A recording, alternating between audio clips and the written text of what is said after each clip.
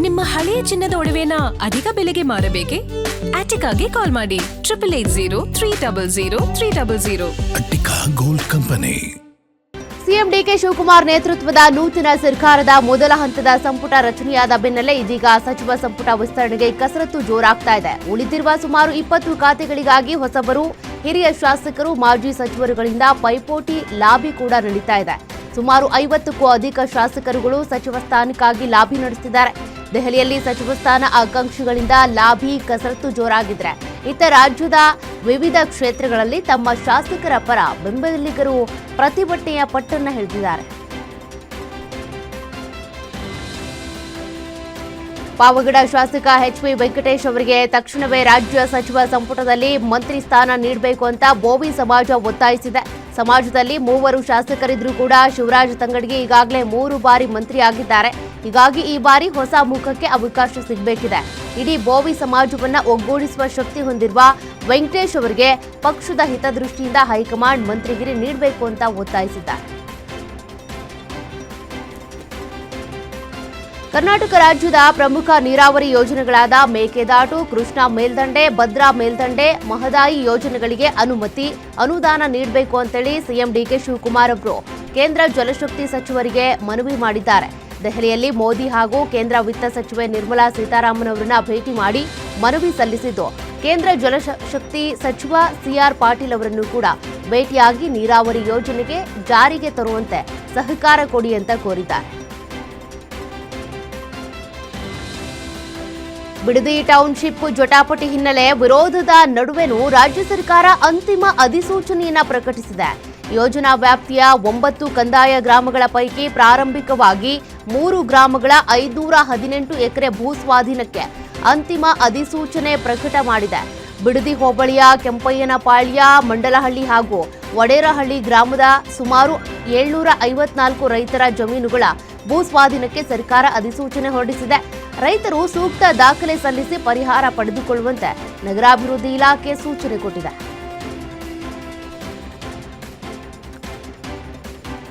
ಇನ್ನು ಬಿಡದಿ ಟೌನ್ಶಿಪ್ ಯೋಜನೆಗೆ ಅಧಿಸೂಚನೆ ಹೊರಡಿಸಿರುವ ರಾಜ್ಯ ಸರ್ಕಾರದ ವಿರುದ್ಧ ಕೇಂದ್ರ ಸಚಿವ ಕುಮಾರಸ್ವಾಮಿ ಕಿಡಿಕಾರಿದ್ದಾರೆ. ಬಹಳ ದಿನಗಳಿಂದ ಅಲ್ಲಿನ ರೈತರು ಪ್ರತಿಭಟನೆ ಮಾಡ್ತಾನೆ ಇದ್ದಾರೆ.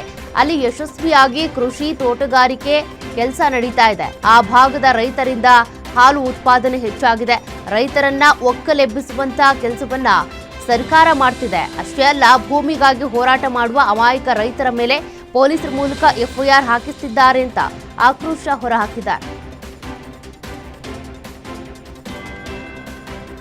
ಬಿಡದಿ ಟೌನ್ಶಿಪ್ ವಿವಾದದಲ್ಲಿ ರಾಜಕೀಯ ತಿಕ್ಕಾಟ, ಪ್ರತಿಭಟನೆಗಳ ನಡುವೆ ಸರ್ಕಾರ ಅಂತಿಮ ಅಧಿಸೂಚನೆ ಹೊರಡಿಸಿದೆ. ರಾಮನಗರ, ಹಾರೋಹಳ್ಳಿ ಭಾಗದಲ್ಲಿ ಮೊದಲ ಹಂತದಲ್ಲಿ 500 ಎಕರೆ ಭೂ ಸ್ವಾಧೀನಕ್ಕೆ ಚಾಲನೆ ನೀಡಲಾಗುತ್ತೆ ಅಂತ ಅಧಿಸೂಚನೆ ಹೊರಡಿಸಲಾಗಿದೆ. ಇನ್ನು ರೈತರಿಗೆ ಹಣ ಅಥವಾ ಅಭಿವೃದ್ಧಿಪಡಿಸಿದ ಭೂಮಿ ಆಯ್ಕೆ ಮಾಡೋದಕ್ಕೆ ಅವಕಾಶ ನೀಡಲಾಗಿತ್ತು. ಈ ಯೋಜನೆಗೆ ವಿಪಕ್ಷಗಳು ಮತ್ತು ರೈತರು ತೀವ್ರ ವಿರೋಧ ವ್ಯಕ್ತಪಡಿಸಿದ್ದಾರೆ.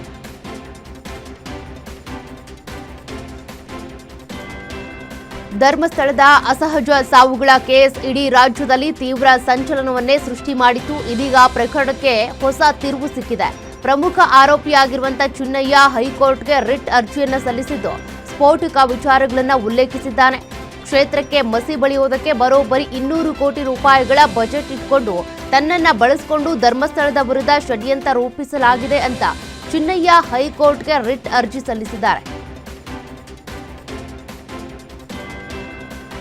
ಧರ್ಮಸ್ಥಳದ ವಿರುದ್ಧ ಷಡ್ಯಂತ್ರ ಆರೋಪ ಕೇಸ್ನಲ್ಲಿ ನಟ ಪ್ರಕಾಶ್ ರಾಜ್ ಹೆಸರು ಕೇಳಿ ಬಂದಿರೋ ವಿಚಾರಕ್ಕೆ ಸಂಬಂಧಪಟ್ಟಂತೆ ಸೋಷಿಯಲ್ ಮೀಡಿಯಾದಲ್ಲಿ ಪ್ರಕಾಶ್ ರಾಜ್ ಸ್ಪಷ್ಟನೆ ಕೊಟ್ಟಿದ್ದಾರೆ. ಎಕ್ಸ್ನಲ್ಲಿ ಪೋಸ್ಟ್ ಮಾಡಿದ ಪ್ರಕಾಶ್ ರಾಜ್, ರೆಕ್ಕೆ ಪುಕ್ಕಗಳನ್ನ ನಂಬದಿರಿ, ನಾನೇ ಸ್ವತಃ ಬಂದು ಮಾಧ್ಯಮದ ಮುಂದೆ ಉತ್ತರಿಸ್ತೀನಿ, ಅಲ್ಲಿಯವರೆಗೆ ಗಾಳಿ ಮಾತುಗಳನ್ನ ನಂಬೇಡಿ ಅಂತ ಪೋಸ್ಟ್ ಮಾಡಿದ್ದಾರೆ.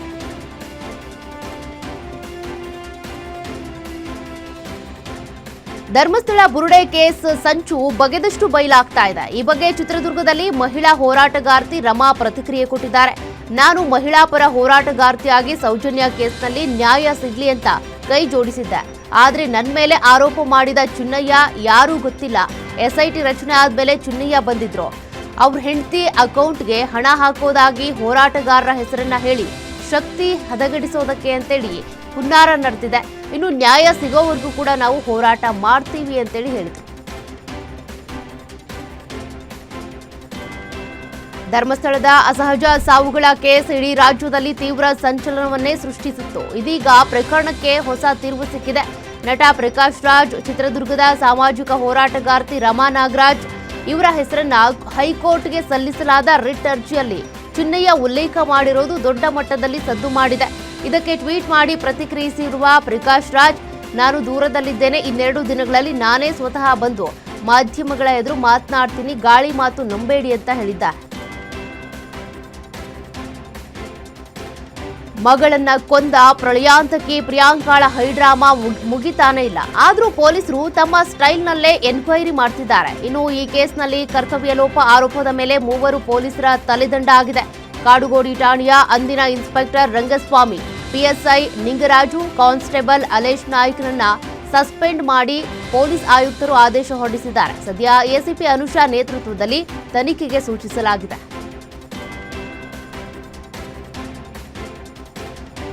ಕೊಲ್ಲೂರು ಮೂಕಾಂಬಿಕಾ ದೇವಸ್ಥಾನಕ್ಕೆ ತಮಿಳುನಾಡು ಸಿಎಂ ಜೋಸೆಫ್ ವಿಜಯ್ ಭೇಟಿ ನೀಡಿ ದರ್ಶನ ಪಡೆದಿದ್ದಾರೆ. ಶಲ್ಯ ಧರಿಸಿ ಆಗಮಿಸುವ ಮೂಲಕ ಸಿಎಂ ವಿಜಯ್ ದೇವಸ್ಥಾನದ ಶಿಷ್ಟಾಚಾರ ಪಾಲಿಸಿದ್ರು.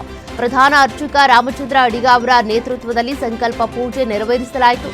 ಸಿಎಂ ವಿಜಯ್ ಸಂಕಲ್ಪ ಪೂಜೆ ಮಾಡಿ ತೆರಳಿದ್ದಾರೆ.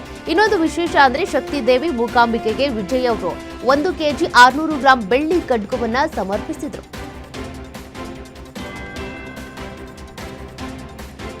ಇನ್ನು ತಮಿಳುನಾಡು ಸಿಎಂ ವಿಜಯ್ಗೆ ಉಡುಪಿಯಲ್ಲಿ ಪ್ರತಿಭಟನೆಯ ಬಿಸಿ ತಟ್ಟಿತು. ಮೇಕೆದಾಟು ಯೋಜನೆಗೆ ತಮಿಳುನಾಡು ಅಡ್ಡಿ ಹಿನ್ನೆಲೆಯಲ್ಲಿ ಕೊಲ್ಲೂರಿಗೆ ಸಾಗುವ ಮಾರ್ಗ ಮಧ್ಯೆ ಕರವೇ ಪ್ರೊಟೆಸ್ಟ್ ಮಾಡಿದ್ದಾರೆ. ಇನ್ನು ಪ್ರತಿಭಟನಾಕಾರರನ್ನ ಪೊಲೀಸರು ವಶಕ್ಕೆ ಪಡೆದು ಬಿಡುಗಡೆ ಮಾಡಿದರು. ಹಿರಿಯ ನಟ ದೊಡ್ಡಣ್ಣ ನಿಧನರಾಗಿದ್ದಾರೆ ಎಂಬ ಸುಳ್ಳು ಸುದ್ದಿಯೊಂದು ಸೋಷಿಯಲ್ ಮೀಡಿಯಾದಲ್ಲಿ ಭಾರಿ ವೈರಲ್ ಆಗಿದೆ. ಕೆಲ ಕಿಡಿಗೇಡಿಗಳು ದೊಡ್ಡಣ್ಣ ಅವರ ಫೋಟೋ ಬಳಸಿ ಶ್ರದ್ಧಾಂಜಲಿ ಪೋಸ್ಟ್ಗಳನ್ನ ಕ್ರಿಯೇಟ್ ಮಾಡಿ ಹರಿಬಿಟ್ಟಿದ್ದಾರೆ. ಆದರೆ ತಮ್ಮ ನಿಧನದ ಸುಳ್ಳು ವಾರ್ತೆ ಕೇಳಿ ದೊಡ್ಡಣ್ಣ ಅವರು ಬೇಸರ ಮಾಡಿಕೊಳ್ಳದೆ ನಕ್ಕು ಸುಮ್ಮನಾಗಿದ್ದಾರೆ. ಈ ಬಗ್ಗೆ ವಾಹಿನಿಯು ಕರೆ ಮಾಡಿ ಕೇಳಿದಾಗ, ಇದೇನು ಮೊದಲಲ್ಲ, ನನ್ನನ್ನ ಎಷ್ಟು ಸಲ ಸಾಯಿಸ್ತಿರೋ, ನಾನು ಆರಾಮಾಗಿದ್ದೀನಿ, ಚೆನ್ನಾಗಿದ್ದೀನಿ ಅಂತ ದೊಡ್ಡಣ್ಣ ನಗ್ನಗ್ತಾನೆ ಸ್ಪಷ್ಟನೆ ಕೊಟ್ಟಿದ್ದಾರೆ.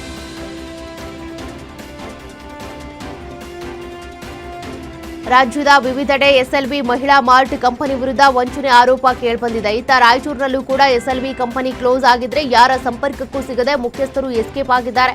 ಈ ಹಿನ್ನೆಲೆ ಕಂಪನಿಯಲ್ಲಿ ಲಕ್ಷ ಹೂಡಿಕೆ ಮಾಡಿದ್ದ ಗ್ರಾಹಕರು ಕಂಗಾಲಾಗ್ಬಿಟ್ಟಿದ್ದಾರೆ. ಪ್ಯಾಕಿಂಗ್ ಕೆಲಸದ ಆಮಿಷವೊಡ್ಡಿ 600ಕ್ಕೂ ಹೆಚ್ಚು ಜನರಿಂದ 10 ಕೋಟಿಗೂ ಅಧಿಕ ಹಣವನ್ನ ಕಂಪನಿ ಪಡೆದಿತ್ತು. ಸದ್ಯ ಹಣವೂ ಇಲ್ಲದೆ ಕೆಲಸನೂ ಇಲ್ಲದೆ ಗ್ರಾಹಕರು ಪೊಲೀಸ್ ಠಾಣೆ ಮೆಟ್ಟಿಲೇರಿದ್ದಾರೆ.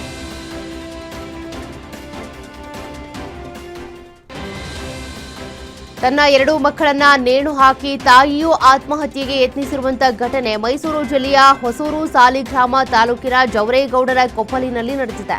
ಅನಿಲ್ ಕುಮಾರ್ ಎಂಬುವವರ ಪತ್ನಿ ಪ್ರಿಯಾಂಕಾ ತನ್ನ ಮಕ್ಕಳಾದ ಧೃತಿ, ದಿಶಾರನ್ನ ಸುತ್ತಲಿ ದಾರದಿಂದ ಬಿಗಿದು ಸಾಯಿಸಿ ನಂತರ ತಾಯಿ ಆತ್ಮಹತ್ಯೆಗೆ ಪ್ರಯತ್ನ ಪಟ್ಟಿದ್ದು ಸಾವು ಬದುಕಿನ ನಡುವೆ ಹೋರಾಡ್ತಿದ್ದಾರೆ.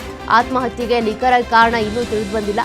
ಸಾಲಿಗ್ರಾಮ ಪೊಲೀಸ್ ಠಾಣೆಯಲ್ಲಿ ಪ್ರಕರಣ ದಾಖಲಾಗಿದೆ.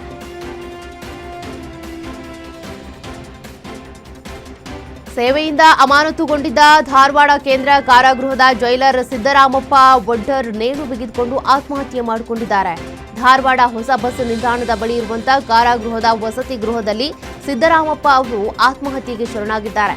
ಸಿದ್ದರಾಮಪ್ಪ ಅವರ ಪತ್ನಿ ಲಕ್ಷ್ಮಿ ಅವರು ತಮ್ಮ ಪತಿ ಸಾವಿಗೆ ಕಾರಾಗೃಹ ಡಿಜಿಪಿ ಅಲೋಕ್ ಕುಮಾರ್ ಅವರ ಕಿರುಕುಳವೇ ಕಾರಣ ಅಂತ ಗಂಭೀರ ಆರೋಪ ಮಾಡಿದ್ದಾರೆ. ದಾವಣಗೆರೆ ಜಿಲ್ಲೆ ಲಚ್ಚೇನಹಳ್ಳಿ ಅರಣ್ಯ ಪ್ರದೇಶದಲ್ಲಿ ಬಾಲಕನ ಕೊಲೆ ಪ್ರಕರಣಕ್ಕೆ ಸಂಬಂಧಪಟ್ಟಂತೆ ಗಾಂಧಿನಗರ ಗ್ರಾಮದ ಬಾಲಕನ ಮಾವ ತಾವರ ನಾಯ್ಕ್ ಎಂಬುವವನ ಬಂಧನವಾಗಿದೆ. ಜೇನು ಕೀಳುವುದಕ್ಕೆ ಅರಣ್ಯ ಪ್ರದೇಶಕ್ಕೆ 7 ವರ್ಷದ ಬಾಲಕ ಆದಿತ್ಯನನ್ನ ಆರೋಪಿ ಕರ್ಕೊಂಡು ಹೋಗಿದ್ದ. ನಂತರ ಆರೋಪಿ ಒಬ್ಬನೇ ಮನೆಗೆ ತೆರಳಿದ್ದ. ಇನ್ನು ಬಾಲಕನ ಹುಡುಕಾಟದ ವೇಳೆ ಅರಣ್ಯ ಪ್ರದೇಶದ ಕೊಳದಲ್ಲಿ ಶವ ಪತ್ತೆಯಾಗಿದೆ. ಸಂಶಯದ ಮೇಲೆ ಮಾವ ತಾವರ ನಾಯ್ಕ್ ವಿರುದ್ಧ ಜಗಳೂರು ಪೊಲೀಸ್ ಠಾಣೆಯಲ್ಲಿ ಕೇಸ್ ದಾಖಲಾಗಿದ್ದು ಬಂಧನವಾಗಿದೆ.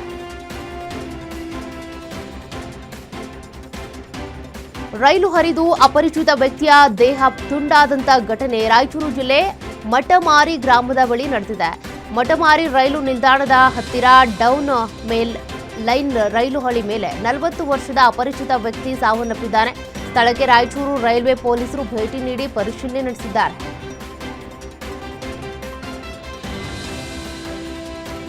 ಕಲಬುರಗಿ ನಗರದ ಹೃದಯ ಭಾಗದಲ್ಲಿರುವಂತಹ ಸರ್ಕಾರಿ ಕಾಲೇಜೊಂದರಲ್ಲಿ ಭೀಕರ ಅವಘಡವೊಂದು ಸಂಭವಿಸಿದೆ. ಪಾಠ ಕೇಳುತ್ತಾ ಕೂತಿದ್ದ ವಿದ್ಯಾರ್ಥಿನಿಯರ ಮೇಲೆ ಏಕಾಏಕಿ ಶಾಲಾ ಕಟ್ಟಡದ ಮೇಲ್ಚಾವಣಿ ಕುಸಿದು ಬಿದ್ದ ಪರಿಣಾಮ 5 ವಿದ್ಯಾರ್ಥಿನಿಯರು ಗಂಭೀರವಾಗಿ ಗಾಯಗೊಂಡಿರುವ ಘಟನೆ ನಗರದ ಬಾಲಕಿಯರ ಸರ್ಕಾರಿ ಪದವಿ ಪೂರ್ವ ಕಾಲೇಜಿನಲ್ಲಿ ನಡೆದಿದೆ. ಗಾಯಾಳುಗಳನ್ನು ಟ್ರಾಮಾ ಕೇರ್ ಸೆಂಟರ್ಗೆ ದಾಖಲು ಮಾಡಲಾಗಿದೆ.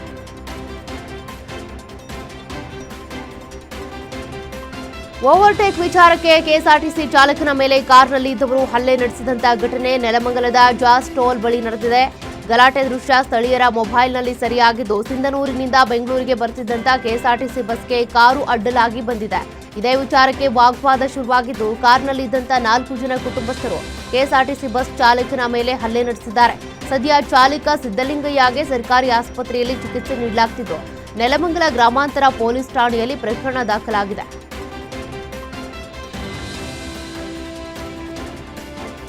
ಕೋಲಾರದ ಮಾಲೂರಿನ ಮಟನ್ ಮಾರ್ಕೆಟ್ನಲ್ಲಿ ನಡೆದ ದಾಂಧಲೆ ಕೇಸ್ಗೆ ಸಂಬಂಧಪಟ್ಟಂತೆ ಹಿಂದೂಗಳ ಅಂಗಡಿಗೆ ನುಗ್ಗಿ ಮುಸ್ಲಿಂ ಅಂಗಡಿಯವರು ಹಲ್ಲೆ ಮಾಡಿದ್ದಕ್ಕೆ ಮಾಲೂರು ಪೊಲೀಸರು ಎರಡೂ ಕಡೆ ಗುಂಪಿನವರಿಗೆ ವಾರ್ನಿಂಗ್ ಕೊಟ್ಟಿದ್ದಾರೆ. ಈ ಹಿಂದೆ ಕೂಡ ದಾಂಧಲೆ ನಡೆದಿತ್ತು. ಬಳಿಕ ಪೊಲೀಸರು ಎರಡೂ ಕೋಮಿನ ಮುಖಂಡರೊಂದಿಗೆ ರಾಜಿ ಪಂಚಾಯಿತಿ ನಡೆಸಿದ್ರು. ಮತ್ತೆ ಇಂಥ ಘಟನೆ ನಡೆದರೆ ನಿರ್ದಾಕ್ಷಿಣ್ಯ ಕ್ರಮ ಕೈಗೊಳ್ಳುವುದಾಗಿ ಎಚ್ಚರಿಕೆ ಕೊಟ್ಟಿದ್ದು, ಮುಚ್ಚಳಿಕೆ ಪತ್ರವನ್ನು ಕೂಡ ಬರೆಸಿಕೊಂಡಿದ್ದಾರೆ.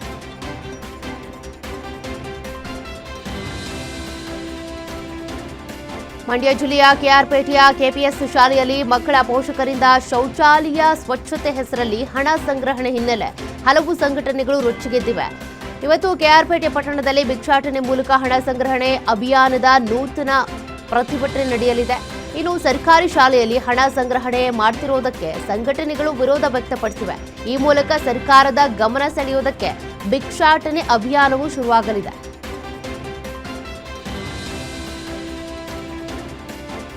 ಬೆಳಗಾವಿ ಜಿಲ್ಲೆ ಸವದತ್ತಿ ಪಟ್ಟಣದಲ್ಲಿ ಗಾಂಜಾ ಸಾಗಿಸ್ತಾ ಇದ್ದಂತಹ ವ್ಯಕ್ತಿ ಅಬಕಾರಿ ಪೊಲೀಸರ ಬಲೆಗೆ ಬಿದ್ದಿದ್ದಾನೆ. ಧಾರವಾಡ ರಸ್ತೆಯಲ್ಲಿ ಅಬಕಾರಿ ಅಧಿಕಾರಿಗಳು ಕಾರ್ಯಾಚರಣೆ ನಡೆಸಿ ಹಿರೋರ ಗ್ರಾಮದ ಸುಭಾಷ್ ಫಕೀರಪ್ಪ ಎಂಬುವರನ್ನ ಬಂಧಿಸಿದ್ದಾರೆ.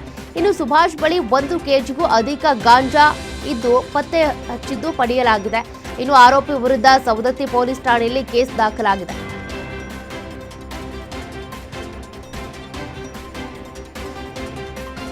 ಕೋರ್ಟ್ ಆದೇಶ ಪಾಲಿಸದಿದ್ದಕ್ಕೆ 2 ಕೆಕೆಆರ್ಟಿಸಿ ಬಸ್ ಸೀಸ್ ಆದ ಘಟನೆ ಬೀದರ್ ಜಿಲ್ಲೆಯಲ್ಲಿ ನಡೆದಿದೆ. ಅಪಘಾತದಲ್ಲಿ ಮೃತಪಟ್ಟ ಕುಟುಂಬಕ್ಕೆ ಪರಿಹಾರ ನೀಡದ ಹಿನ್ನೆಲೆ 2 ಬಸ್ಗಳನ್ನು ಜಪ್ತಿ ಮಾಡುವಂತೆ ಔರಾದ್ನ ಜೆಎಂಎಫ್ಸಿ ಕೋರ್ಟ್ ಆದೇಶವನ್ನು ಕೊಟ್ಟಿದೆ. ಇನ್ನು 2024ರ ಫೆಬ್ರವರಿ 28ನೇ ತಾರೀಕು ಅಪಘಾತ ನಡೆದಿತ್ತು. ಈ ಬಗ್ಗೆ ಕೋರ್ಟ್ ಕೆಕೆಆರ್ಟಿಸಿ ಬೀದರ್ ವಿಭಾಗೀಯ ನಿಯಂತ್ರಕರಿಗೆ ಪರಿಹಾರ ನೀಡಬೇಕು ಅಂತ ಆದೇಶಿಸಿತ್ತು. ಒಟ್ಟು 36,63,000 ಪಾವತಿಸುವಂತೆ ಆದೇಶಿಸಲಾಗಿತ್ತು. ಆದರೆ ಕೋರ್ಟ್ ಆದೇಶ ಪಾಲಿಸದ ಹಿನ್ನೆಲೆ 2 ಕೆಕೆಆರ್ಟಿಸಿ ಬಸ್ಗಳನ್ನು ಜಪ್ತಿ ಮಾಡಲಾಗಿದೆ. ಮಂಡ್ಯ ಜಿಲ್ಲೆ ಮೇಲುಕೋಟೆಯ ಯೋಗ ನರಸಿಂಹಸ್ವಾಮಿ ದೇವಸ್ಥಾನದಲ್ಲಿ ನಡೆದ ಕಳ್ಳತನಕ್ಕೆ ಸಂಬಂಧಪಟ್ಟಂತೆ ಪ್ರಕರಣ ಖಂಡಿಸಿ ಮಂಡ್ಯದ ಡಿಸಿ ಕಚೇರಿ ಬಳಿ ಕನ್ನಡ ಸೇನೆ ಸಂಘಟನೆ ಕಾರ್ಯಕರ್ತರು ಬೃಹತ್ ಪ್ರತಿಭಟನೆ ನಡೆಸಿದರು. ಕನ್ನಡ ಸೇನೆ ಜಿಲ್ಲಾಧ್ಯಕ್ಷ ಮಂಜುನಾಥ್ ನೇತೃತ್ವದಲ್ಲಿ ಪ್ರೊಟೆಸ್ಟ್ ನಡೆಸಿ ತಪ್ಪಿತಸ್ಥ ಅರ್ಚಕರ ವಿರುದ್ಧ ಘೋಷಣೆ ಕೂಗಿ ಆಕ್ರೋಶ ವ್ಯಕ್ತಪಡಿಸಿದರು. ಈ ವೇಳೆ ಡಿಸಿ ಮೂಲಕ ಸರ್ಕಾರಕ್ಕೆ ಮನವಿ ಸಲ್ಲಿಸಲಾಯಿತು.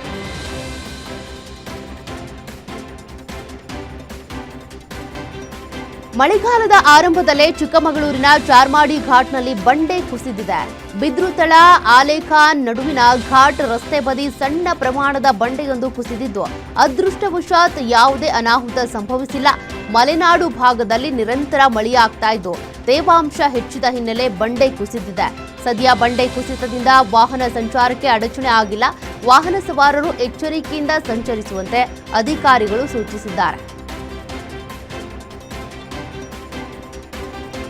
ಆಗುಂಬೆ ಘಾಟ್ನಲ್ಲಿ ಭಾರೀ ವಾಹನಗಳ ಸಂಚಾರ ನಿಷೇಧಿಸಿ ಶಿವಮೊಗ್ಗ ಜಿಲ್ಲಾಧಿಕಾರಿ ಆದೇಶ ಹೊರಡಿಸಿದ್ದಾರೆ.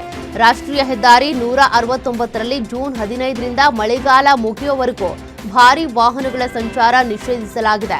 ಸದ್ಯ ಪರ್ಯಾಯ ಸಂಚಾರ ಮಾರ್ಗಗಳಾದ ತೀರ್ಥಹಳ್ಳಿ ನಗರ, ನಾಗೋಡಿ, ಕೊಲ್ಲೂರು, ಕುಂದಾಪುರ, ಉಡುಪಿ ಮಾರ್ಗ ಸಂಚಾರಕ್ಕೆ ಸೂಚಿಸಲಾಗಿದ್ದು, ತೀರ್ಥಹಳ್ಳಿ, ಶೃಂಗೇರಿ, ಕೆರೆಕಟ್ಟೆ, ಇನ್ನು ಬಜಗೋಳಿ, ಕಾರ್ಕಳ, ಉಡುಪಿ ಮಾರ್ಗದಲ್ಲಿ ಸಂಚರಿಸುವುದಕ್ಕೆ ಸೂಚಿಸಲಾಗಿದೆ.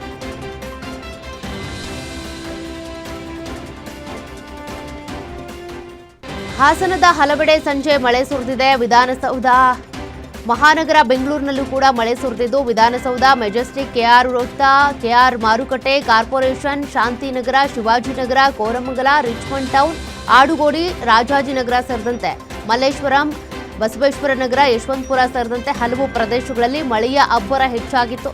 ಮಳೆ ಶುರುವಾಗ್ತಾ ಇದ್ದಂತೆ ರಸ್ತೆಗಳಲ್ಲಿ ನೀರು ನಿಂತ ಪರಿಣಾಮ ವಾಹನ ಸಂಚಾರಕ್ಕೂ ಅಡ್ಡಿಯುಂಟಾಯಿತು.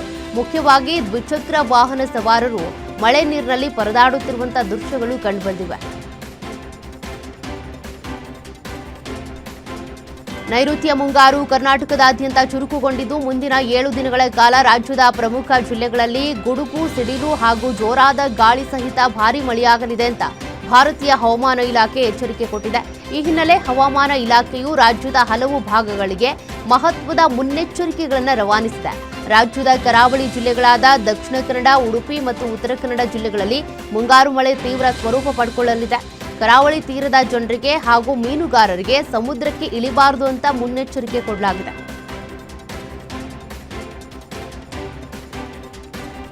ಭಾರತ ಸೇರಿದಂತೆ ಪ್ರಪಂಚದಾದ್ಯಂತ ಮೆಟಾ ಒಡೆತನದ ಫೇಸ್ಬುಕ್, ಇನ್ಸ್ಟಾಗ್ರಾಂ ಮತ್ತು ಮೆಸೆಂಜರ್ ಆಪ್ಗಳು ಜಾಗತಿಕವಾಗಿ ತಾಂತ್ರಿಕ ದೋಷವನ್ನು ಎದುರಿಸ್ತಾ ಇವೆ ಅಂತ ವರದಿಯಾಗಿದೆ. ಅದರಂತೆ ಲಕ್ಷಾಂತರ ಬಳಕೆದಾರರು ತಮ್ಮ ಖಾತೆಗಳಿಂದ ಇದ್ದಕ್ಕಿದ್ದಂತೆ ಲಾಗ್ಔಟ್ ಆಗ್ತಾ ಇದ್ರು.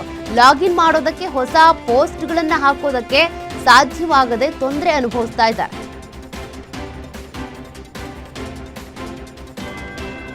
ಅಮರನಾಥ ಯಾತ್ರೆಯ ಭದ್ರತೆ ಕುರಿತು ಗೃಹ ಸಚಿವ ಅಮಿತ್ ಶಾ ಅವರು ಉನ್ನತ ಮಟ್ಟದ ಸಭೆ ನಡೆಸಿದರು. ಇದರಲ್ಲಿ ರಾಷ್ಟ್ರೀಯ ಭದ್ರತಾ, ಈ ಯಾತ್ರೆಯ ಮಾರ್ಗದಲ್ಲಿ ಬಹುಪದರದ ಭದ್ರತಾ ಗ್ರಿಡ್ ಸ್ಥಾಪನೆ, ಡ್ರೋನ್ಗಳು ಮತ್ತು ಸಿಸಿಟಿವಿಗಳಂಥ ಆಧುನಿಕ ತಂತ್ರಜ್ಞಾನಗಳ ವ್ಯಾಪಕ ಬಳಕೆ ಮತ್ತು ಎಲ್ಲಾ ಭದ್ರತಾ ಸಂಸ್ಥೆಗಳ ನಡುವೆ ಸಮನ್ವಯವನ್ನು ಸುಧಾರಿಸುವ ಬಗ್ಗೆ ಸಭೆಯಲ್ಲಿ ಚರ್ಚಿಸಲಾಯಿತು. ಯಾತ್ರಿಕರಿಗೆ ಅತ್ಯಂತ ಭದ್ರತೆ ಮತ್ತು ಸುಗಮ ಪ್ರಯಾಣವನ್ನು ಖಚಿತಪಡಿಸಿಕೊಳ್ಳುವುದಕ್ಕೆ ಸೂಚನೆಗಳನ್ನು ನೀಡಲಾಗಿದೆ. ರಾಜ್ಯಸಭಾ ಚುನಾವಣೆಯ ನಾಮಪತ್ರ ತಿರಸ್ಕಾರ ಪ್ರಶ್ನಿಸಿ ಕಾಂಗ್ರೆಸ್ ನಾಯಕಿ ಮೀನಾಕ್ಷಿ ನಟರಾಜನ್ ಸಲ್ಲಿಸಿದ್ದ ಅರ್ಜಿಯನ್ನ ಸುಪ್ರೀಂ ಕೋರ್ಟ್ ವಜಾಗೊಳಿಸಿದೆ. ಮೇಲ್ನೋಟಕ್ಕೆ ಇದು ಹಿನ್ನಡೆಯಾಗಿ ಕಂಡರೂ ಈ ತೀರ್ಪಿನ ಹಿಂದೆ ಪ್ರಜಾಪ್ರಭುತ್ವದ ಆಶಯಗಳನ್ನು ಎತ್ತಿ ಹಿಡಿಯುವ ಮತ್ತು ಕಾನೂನು ಪ್ರಕ್ರಿಯೆಯನ್ನ ಮತ್ತಷ್ಟು ಬಲಪಡಿಸುವ ಕೆಲವು ಅತ್ಯಂತ ಸಕಾರಾತ್ಮಕ ಭರವಸೆಗಳಿವೆ. ಚುನಾವಣಾ ಆಯೋಗವನ್ನ ಸಂಪರ್ಕಿಸುವುದು ಸೂಕ್ತ ಪರಿಹಾರ ಅಂತ ಸುಪ್ರೀಂ ಕೋರ್ಟ್ ಶುಕ್ರವಾರ ಅಭಿಪ್ರಾಯಪಟ್ಟಿದೆ. ಪಶ್ಚಿಮ ಬಂಗಾಳದ ವಿಧಾನಸಭಾ ಚುನಾವಣೆಯ ವೇಳೆ ಕೋಮು ಸಂಘರ್ಷ ಪ್ರಚೋದಿಸುವಂತಹ ಹೇಳಿಕೆಗಳನ್ನು ನೀಡಿದ ಆರೋಪದ ಮೇಲೆ ಮಮತಾ ಬ್ಯಾನರ್ಜಿ ಅವರ ವಿರುದ್ಧ ಎಫ್ಐಆರ್ ದಾಖಲಾಗಿದೆ. ಪಶ್ಚಿಮ ಬಂಗಾಳದಲ್ಲಿ ರಾಜಕೀಯ ಉದ್ವಿಗ್ನತೆ ಹೆಚ್ಚಾಗಿರುವ ಬೆನ್ನಲ್ಲೇ ಮಮತಾ ಬ್ಯಾನರ್ಜಿ ಅವರು ತಮ್ಮ ಚುನಾವಣಾ ರ್ಯಾಲಿಗಳಲ್ಲಿ ಧರ್ಮದ ಆಧಾರದ ಮೇಲೆ ಪ್ರಚಾರ ನಡೆಸಿದ್ದಾರೆ ಅಂತ ಆರೋಪಿಸಿ ಕಾನೂನು ಕ್ರಮ ಕೈಗೊಳ್ಳಲಾಗಿದೆ. ಕೇರಳದಲ್ಲಿ ನಿಫಾ ವೈರಸ್ ಹರಡಿದ ನಂತರ ರಾಜ್ಯ ಆರೋಗ್ಯ ಅಧಿಕಾರಿಗಳು ಕೇರಳ ತಮಿಳುನಾಡು ಗಡಿಯಲ್ಲಿ ಕಟ್ಟೆಚ್ಚರ ವಹಿಸಿದ್ದಾರೆ. ಕರ್ನಾಟಕದ ಗಡಿಯಲ್ಲೂ ಹೆಚ್ಚಿನ ಅಲರ್ಟ್ ವಹಿಸಲಾಗಿದೆ. ಕೇರಳದಿಂದ ಬರುವಂತಹ ಜನರಿಗೆ ಪರೀಕ್ಷೆ ನಡೆಸಿದ ನಂತರವೇ ತಮಿಳುನಾಡಿಗೆ ಪ್ರವೇಶಿಸುವುದಕ್ಕೆ ಅವಕಾಶವನ್ನು ನೀಡಲಾಗ್ತಾ ಇದೆ. ಕೇರಳದ ಕೋಝಿಕೋಡ್ನಲ್ಲಿ ಒಬ್ಬ ವ್ಯಕ್ತಿಗೆ ನಿಫಾ ವೈರಸ್ ತಗುಲಿರುವುದು ದೃಢಪಟ್ಟಿದೆ. ಆತನ ಸಂಪರ್ಕಕ್ಕೆ ಬಂದ ಸುಮಾರು 77 ಜನರನ್ನ ಪ್ರತ್ಯೇಕಿಸಿ ಚಿಕಿತ್ಸೆ ನೀಡಲಾಗ್ತಿದೆ. ಈ ಪರಿಸ್ಥಿತಿಯಲ್ಲಿ ಕೇರಳದ ನೆರೆಯ ರಾಜ್ಯಗಳಾದ ಕರ್ನಾಟಕ, ತಮಿಳುನಾಡಿನಲ್ಲಿ ಹೆಚ್ಚಿನ ಎಚ್ಚರಿಕೆಯನ್ನು ವಹಿಸಲಾಗ್ತಿದೆ. ಇರಾನ್ನೊಂದಿಗೆ ನಡೆಯುತ್ತಿರುವಂತಹ ಸಂಘರ್ಷವನ್ನು ಕೊನೆಗೊಳಿಸುವ ಒಪ್ಪಂದವು ಬಹುತೇಕ ಅಂತಿಮ ಹಂತ ತಲುಪಿದ್ದು ಈ ವಾರಾಂತ್ಯದಲ್ಲೇ ಯುರೋಪಿನಲ್ಲಿ ಅದಕ್ಕೆ ಸಹಿ ಹಾಕುವ ಸಾಧ್ಯತೆ ಇದೆ ಅಂತ ಅಮೆರಿಕ ಅಧ್ಯಕ್ಷ ಡೊನಾಲ್ಡ್ ಟ್ರಂಪ್ ತಿಳಿಸಿದ್ದಾರೆ. ಶ್ವೇತಭವನದ ಓವಲ್ ಕಚೇರಿಯಲ್ಲಿ ಮಾತನಾಡಿದ ಡೊನಾಲ್ಡ್ ಟ್ರಂಪ್, ನಾವು ಇರಾನ್ನೊಂದಿಗಿನ ಯುದ್ಧವನ್ನ ಕೊನೆಗೊಳಿಸಿದ್ದೇವೆ. ಅವರು ಎಂದಿಗೂ ಅಣ್ವಸ್ತ್ರವನ್ನ ಹೊಂದುವುದಿಲ್ಲ ಅಂತ ಒಪ್ಪಿಕೊಂಡಿದ್ದಾರೆ. ಶೀಘ್ರದಲ್ಲೇ ಅಧಿಕೃತ ಒಪ್ಪಂದಕ್ಕೆ ಸಹಿ ಹಾಕಲಾಗುತ್ತೆ. ಒಪ್ಪಂದ ಅಂತಿಮಗೊಂಡ ಬಳಿಕ ಹಾರ್ಮುಜ್ ಜಲಸಂಧಿಯನ್ನ ಪುನಃ ತೆರೆಯಲಾಗುತ್ತೆ ಅಂತ ತಿಳಿಸಿದ್ದಾರೆ. ದಿನದಿಂದ ದಿನಕ್ಕೆ ಕೊಲ್ಲಿ ವಾರ್ ಹೆಚ್ಚಾಗ್ತಾ ಇದ್ದು ಇರಾನ್ ವಿರುದ್ಧ ಅಮೆರಿಕ ಅಟ್ಯಾಕ್ ನಡೆಸಿದ್ದು ಅಮೆರಿಕ ದಾಳಿಗೆ ತಿರುಗೇಟು ಕೊಟ್ಟ ಇರಾನ್ ಹಾರ್ಮುಜ್ ಜಲಸಂಧಿ ಕ್ಲೋಸ್ ಮಾಡಿದೆ. ಸಂಪೂರ್ಣವಾಗಿ ಜಲಸಂಧಿ ಬಂದ್ ಮಾಡಿರುವುದಾಗಿ ಐಆರ್ಜಿಸಿ ಘೋಷಣೆ ಮಾಡಿದೆ. ಅಮೆರಿಕ ಪಡೆಗಳು ನಡೆಸಿದ ದಾಳಿಗೆ ಪ್ರತೀಕಾರವಾಗಿ ಬಂದ್ ಮಾಡಿದ್ದಾರೆ. ಇನ್ನು ಇರಾನ್ ಇದಕ್ಕೆ ಪ್ರತಿಯಾಗಿ ಕುವೈತ್, ಬಹ್ರೇನ್, ಜೋರ್ಡಾನ್ ಸೇರಿದಂತೆ ಅಮೆರಿಕ ವಾಯುನೆಲೆಗಳ ಮೇಲೆ ದಾಳಿ ನಡೆಸಿ ದಿಟ್ಟ ಉತ್ತರವನ್ನು ಕೊಟ್ಟಿದೆ. ಇರಾನ್ ಇಸ್ರೇಲ್ ಯುದ್ಧ ಹಿನ್ನೆಲೆ ಭಾರತಕ್ಕೆ ಮತ್ತೆ ಪೆಟ್ರೋಲ್ ಡೀಸೆಲ್ ಗ್ಯಾಸ್ ಏರಿಕೆ ಆಗುವಂತ ಆತಂಕ ಹೆಚ್ಚಾಗಿದೆ. ಐಆರ್ಜಿಸಿ ಹಾರ್ಮುಜ್ ಜಲಸಂಧಿ ಕ್ಲೋಸ್ ಮಾಡಿದೆ. ಸದ್ಯ ಭಾರತ ವಿದೇಶಗಳಿಂದ ಶೇಕಡ 88ರಷ್ಟು ತೈಲ ಆಮದು ಮಾಡಿಕೊಳ್ತಾ ಇದೆ. ಈ ಪೈಕಿ ಸುಮಾರು ಅರ್ಧದಷ್ಟು ಹಾರ್ಮುಜ್ ಜಲಸಂಧಿಯ ಮೂಲಕವೇ ಪೂರೈಕೆಯಾಗ್ತಾ ಇತ್ತು. ಈಗ ಜಲಮಾರ್ಗ ಬಂದ್ ಆಗಿರೋದ್ರಿಂದ ಭಾರತಕ್ಕೆ ತೈಲ ಪೂರೈಕೆಯ ಅರ್ಧದಷ್ಟು ಸ್ಥಗಿತ ಆಗುವಂತ ಸಾಧ್ಯತೆ ಎದುರಾಗಿದೆ.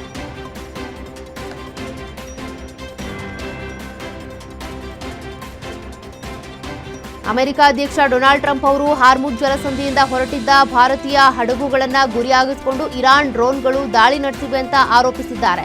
ತಮ್ಮ ಟ್ರುತ್ ಸೋಷಿಯಲ್ ಜಾಲತಾಣದಲ್ಲಿ ಹಂಚಿಕೊಂಡಿರುವ ಕಠಿಣ ಪದಗಳ ಪೋಸ್ಟ್ನಲ್ಲಿ ಅವರು ಈ ಆಪಾದಿತ ಘಟನೆಯನ್ನ ಖಂಡಿತವಾಗಿಯೂ ಒಪ್ಪೋದಕ್ಕೆ ಸಾಧ್ಯ ಇಲ್ಲ. ಹಾರ್ಮುಜ್ ಜಲಸಂಧಿಯಿಂದ ಹೊರಡ್ತಾ ಇದ್ದಂಥ ಭಾರತೀಯ ಹಡಗುಗಳ ಮೇಲೆ ಇರಾನ್ನ ಡ್ರೋನ್ ದಾಳಿಯನ್ನ ಸೌಜನ್ಯಕ್ಕೂ ಒಪ್ಪೋದಕ್ಕೆ ಸಾಧ್ಯ ಇಲ್ಲ ಅಂತ ಕಿಡಿಕಾರಿದ್ದಾರೆ.